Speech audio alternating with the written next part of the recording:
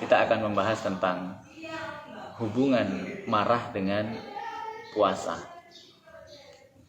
Di dalam Al-Quran, Allah berfirman, perintah puasa adalah perintah bukan hanya sekedar menahan diri dari makan dan minum atau hal-hal yang membatalkan puasa yang lainnya.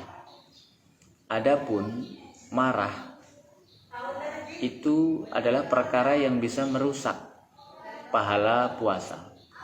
Mungkin tidak merusak puasanya, tetapi merusak pahala puasa. Jadi perlu kita bedakan, asalkan seseorang itu tidak melakukan perkara-perkara yang membatalkan puasa secara zahir, tetapi kita perlu mengetahui bahwa ada perbuatan-perbuatan kita yang bisa merusak pahala puasa. Perintah puasa adalah perintah agar manusia mencapai sebuah derajat, yakni ketakwaan. Sedangkan di dalam surat Ali Imran ayat 133 dan 134 menjelaskan, wa'iddat lil muttaqin, disediakan bagi orang-orang yang bertakwa. Definisi orang-orang yang bertakwa menurut ayat ini adalah, di antaranya adalah wal kaziminal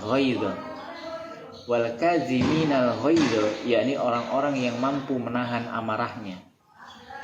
Di dalam sebuah hadis qudsi, Allah berfirman, tidaklah sesuatu yang lebih Allah cintai pada sesuatu yang ditelan oleh Bani Adam kecuali menelan amarahnya.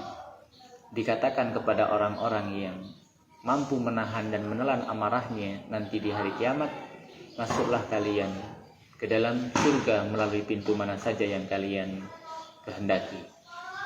Dari sini pengendalian diri melalui proses ibadah puasa ini memiliki hubungan yang sangat erat terhadap pengendali emosional ataupun sifat atau karakteristik temperamental.